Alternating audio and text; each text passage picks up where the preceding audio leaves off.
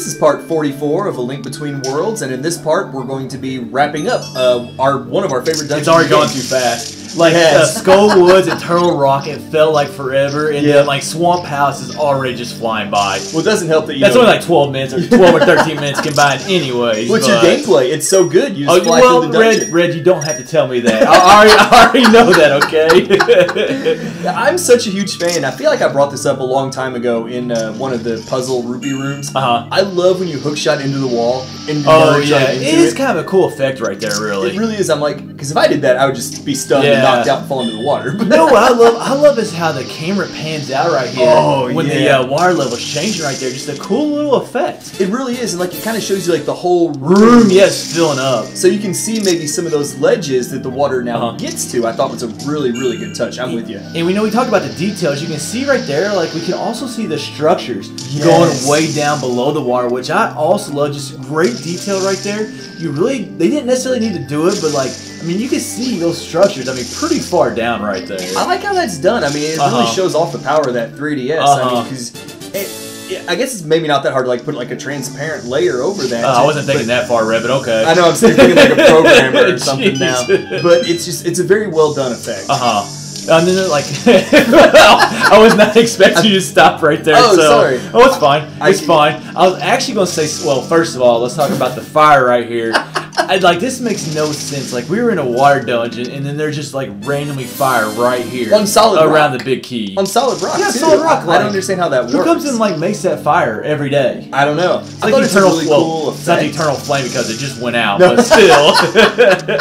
Somebody's coming and lighting it. Yeah. I thought it looked cool, though, that just having, like, that little bit of fire, where everything else in this dungeon is, like, the water blue and things like that. So having something a little different like that, but yeah, it doesn't make a lot of logical sense. You brought a great point that I never thought about. I wonder if you could put out that fire, because you were saying like, well, what if you don't have the tornado rod? Which is possible in this game. Maybe you rented it and just like you died and you never got it back. Yeah. Could you like put out that fire by watering or raising the water level over it, which we'll do later on? That was my thought. And then like taking the water level back down. Does that keep it out? And this is just, I just realized that when we put out that fire, we were about to walk to the next room.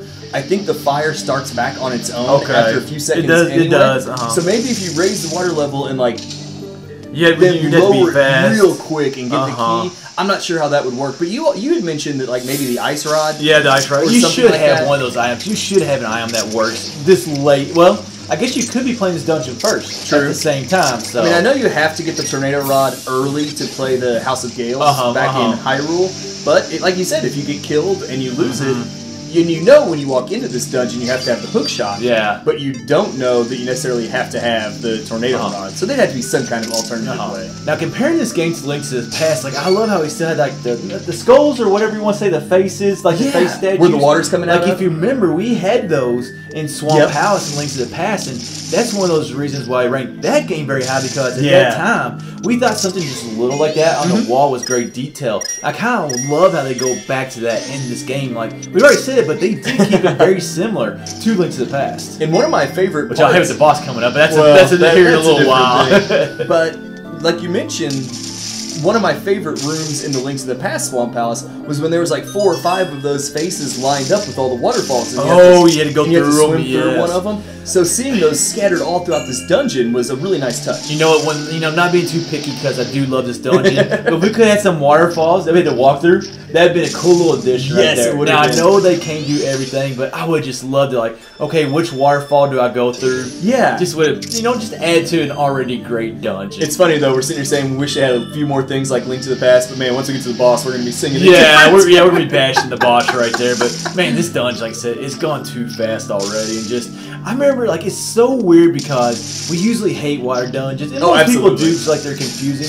And this place, while it's not very big, it definitely, I think it is kind of confusing. It can be. I had to practice like 4 or 5 times, but man, I just remember for the first time stepping, like I've loved it since the very first foot I stepped in here. It went so fast that there's like 4 or 5 things we could have talked about. I know. This is like we could have talked about the theme. Yeah, we never did talk about the theme. We could have talked about the raft. Yeah, nice little throwback to Legend of Zelda. Yeah, Instead, we're fighting the boss. Yeah, already he's already here. But like one thing I do hate about this dungeon, like I do like the similarities in Link to the Past of the dungeon, but I don't like this boss because not only is it the exact same as Link to the Past, but it has the exact same name too. It really is. I mean, and I like like some of the attacks he breaks out here in a second. Uh-huh. But other than that, it was just... Well, these first 2 phases, like that first one we had right there, and then I wouldn't really call this a second phase, but these first 2 attacks, he had, or she, or it. I guess we keep on, we don't know the genders of the bosses yet.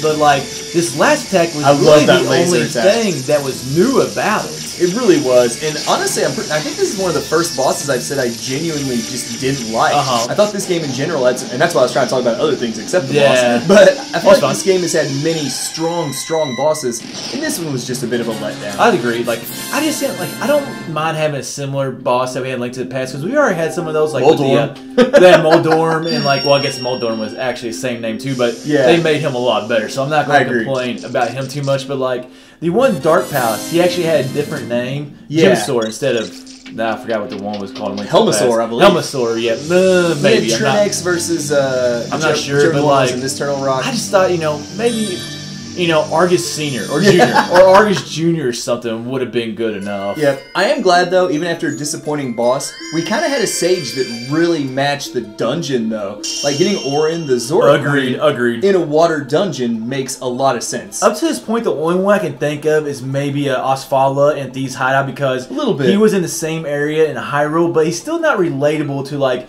being a thief or anything. Whereas here with Auron, she's a Zora. She has to do with the water, so like, yeah, I agree with you. This is the first one that made sense. But anyways, let's go ahead and wrap up part 44 of A Link Between Worlds.